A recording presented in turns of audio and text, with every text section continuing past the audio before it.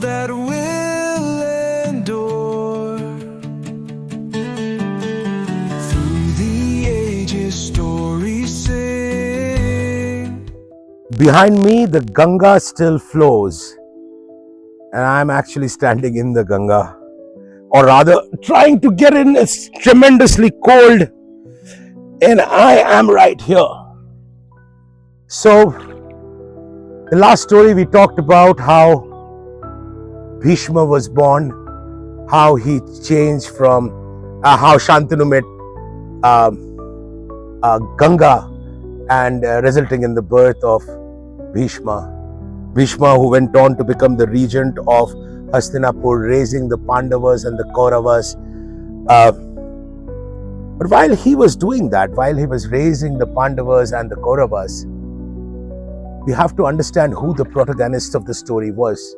And the whole world knows it was the Pandavas and the Kauravas, but were they the only ones? No. There was a third person or a third entity. So I am treating Pandavas as one entity and the Kauravas as one entity. The 5 Pandavas and the 102 Kauravas. There was yet another person who had as much bearing on the story as probably Bhishma did, Krishna, Pandavas and the Kauravas, and he was a gentleman called Karna. Karna was the unknown entity. Karna was the brother of the Kauravas and the Pandavas. But he didn't know that, did he? Till the very end. Till just before the war, when his mother Kunti went and told him that, listen dude, you are my son. This war need not happen. You can be the king. And yet, he stood by Duryodhana. He fought the war on the side of the Kauravas. He lost his life in the gambit. He could have won that war, and yet he lost it. He did not harm the Pandavas. At the same time, he was on the side of the Kauravas. So I don't know if he was as great a friend to Duryodhana as Duryodhana was to him. But that is for another story. Today we talk about the origins of Karna, the son of Kunti, Kaunteya. He was also known as Radheya because his foster mother was known as Radha. But how did all of this come about? It's an interesting story. There was a small kingdom called Kunti. Kunti was there. People believe in the southern part of Madhya Pradesh or the northern part of Maharashtra. It was ruled by a king called Kunti Bhoj. Kunti Bhoj, essentially that means the king of Kunti. Bhoj means king. He had a brother called Shurasena who was a chieftain of the Yadavas in Vrindavan. Kunti Bhoj did not have any children. So Surasena, his brother, said, my firstborn will be raised by you, will be your son or daughter. And lo and behold, his firstborn was a girl called Kunti. Or rather, he called her Pritha. And he gave her away to Kunti Bhoj, and that's how she came to be known as Kunti. Shurasena had another son called Vasudev. Vasudev was the father of Krishna. Vasudev got married to Devaki, who gave birth to Krishna in a prison cell. Devaki's brother was Kamsa. So Kunti was essentially the maternal aunt of Krishna, and she was being raised in Kunti, which was in the southern part of Madhya Pradesh or the northern part of Maharashtra. It's an interesting story because there are lots of geographic anomalies in this. We'll try and explain that as we go forward. Kunti was raised as Kunti Bhoj's own. Loads of love was showered to her, and when she was 16, a Muni called Durvasa, who's known for his anger, visited the kingdom, and Kunti Bhoj, who was away for a while, gave the responsibility of keeping the Muni or this holy man happy to Kunti. Kunti went all out. Kunti pulled out all stops and tried and made Durvasa as happy as she could. They spent hours arguing about the scriptures, and Durvasa felt a strange love for Kunti, which was fatherly, which was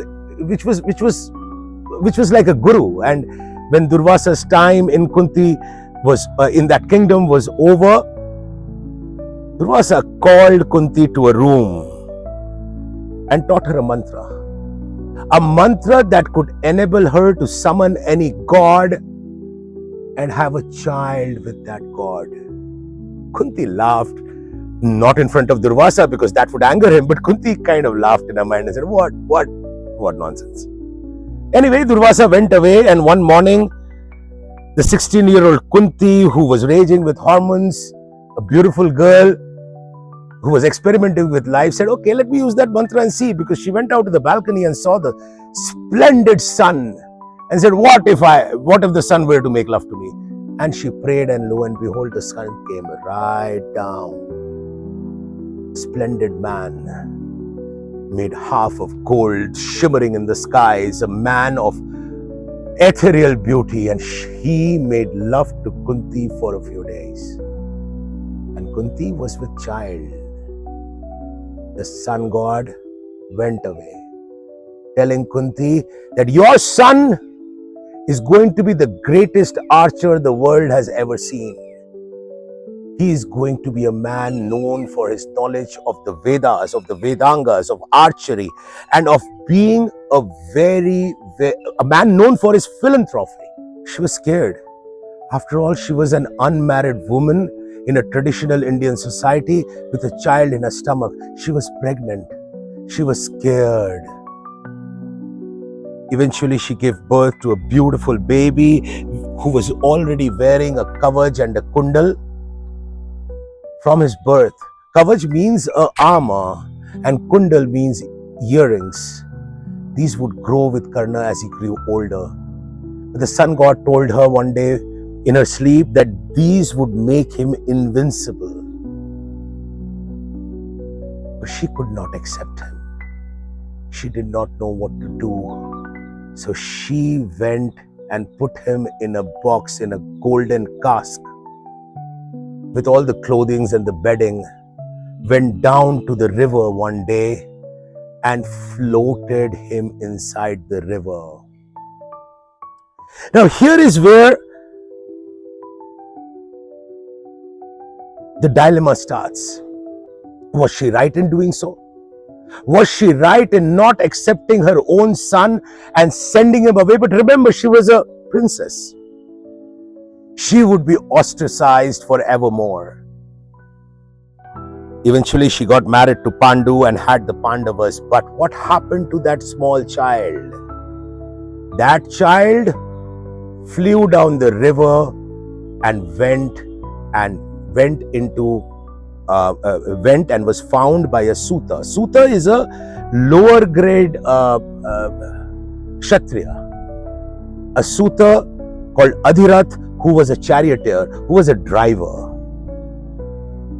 Adhirath took this small child to his wife Radha, because they did not have any children till then, and said, let me take him to the king. I found him. Obviously, he's very noble. Look at the golden cask. And Radha said, you are doing nothing of that sort.